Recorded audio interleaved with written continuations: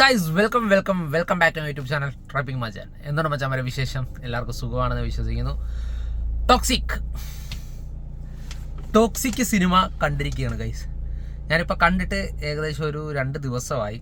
ഞാനിപ്പോൾ ഇന്നാണ് റിവ്യൂ ഇടുന്നത്. അപ്പം ഈ ഒരു സിനിമ എന്ന് പറയുന്നത് സത്യം പറഞ്ഞു കഴിഞ്ഞാൽ എന്താണ് ഈ സാധനം ചെയ്ത് വെച്ചിരിക്കുന്നത്? അതായത് മാർച്ച് പൊട്ടേണ്ട ഒരു പടക്കം അത് ഓണത്തിന് വന്ന് പൊട്ടിച്ച പോലെ ആയിപ്പോയി. ആ ഒരു രീതിയാണ് എനിക്ക് തോന്നിയത്. ആദ്യം തന്നെ പറയാം, ഇത് ഡയറക്റ്റ് ചെയ്തിരിക്കുന്നത് ഗീതു മോഹൻദാസ് ആണ്. ഇത് എഴുതിയിരിക്കുന്നതും പുള്ളിക്കാരി തന്നെയാണ്. പിന്നെ ഇതിനകത്ത് എനിക്ക് ഇഷ്ടപ്പെട്ട കുറച്ച് സംഭവം എന്ന് പറഞ്ഞാൽ ഇതിൻ്റെ സിനിമോട്ടോഗ്രാഫി അടിപൊളി സാധനമാണ്. അത് പൊളി. അത് രാജീവ് രവി എന്ന് പറഞ്ഞ പുള്ളിയാണ് ചെയ്തിരിക്കുന്നത്. പിന്നെ എഡിറ്റിങ് കുഴപ്പമില്ല.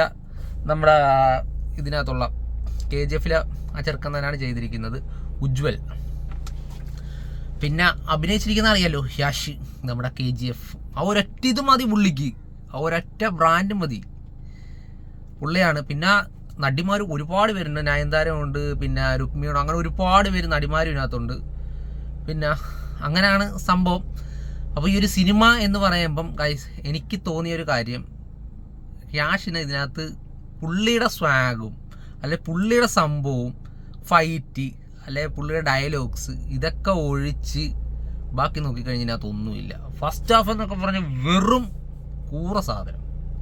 സെക്കൻഡ് ഹാഫിലേക്ക് വരുമ്പം അതിൻ്റെ ആ ഒരു സ്റ്റോറി കാര്യങ്ങളൊക്കെ ഒരു ഇച്ചിരി നമുക്ക് ഇഷ്ടപ്പെട്ട് വരുവാണെങ്കിലും ലാസ്റ്റ് ആ ക്ലൈമാക്സ് എത്തുമ്പോൾ തന്നെ നമുക്ക് നശിപ്പിച്ച് തരും പുള്ളിക്കാർ. ഡയറക്ഷൻ കൊണ്ടാണെങ്കിലും എന്തൊക്കെയോ കൊണ്ട് പുള്ളിയെ നശിപ്പിച്ച് തന്ന്. അതാണ് എനിക്ക് തോന്നിയത്.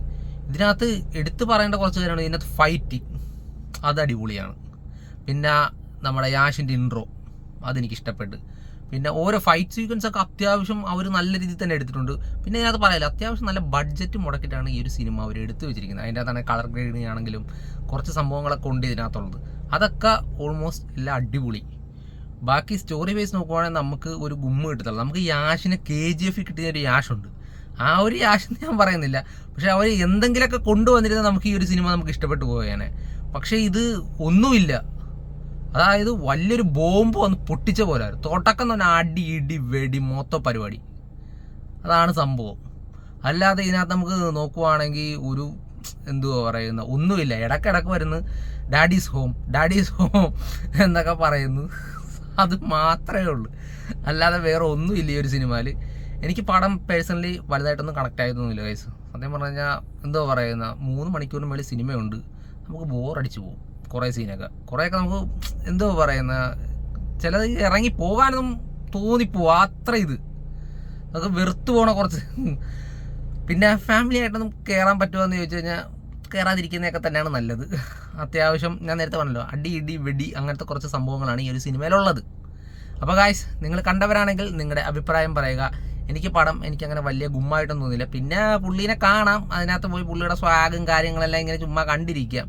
അല്ലാതെ എന്തോ പറയുന്ന ഒരു ഉണ്ടയുമില്ല ഈ ഒരു സിനിമയ്ക്കകത്ത്. പിന്നെ യാഷിനെയൊക്കെ നമ്മൾ ആ ഒരു ഇത് വെച്ച് ബിൽഡ് ചെയ്ത് വെച്ചിരിക്കുന്നതെന്ന് പറഞ്ഞാൽ KGFും ഫസ്റ്റ് സെക്കൻഡും വെച്ചിട്ടാണ് പുള്ളിനെയൊക്കെ നമ്മൾ വിലയിരുത്തിയിരിക്കുന്നത്.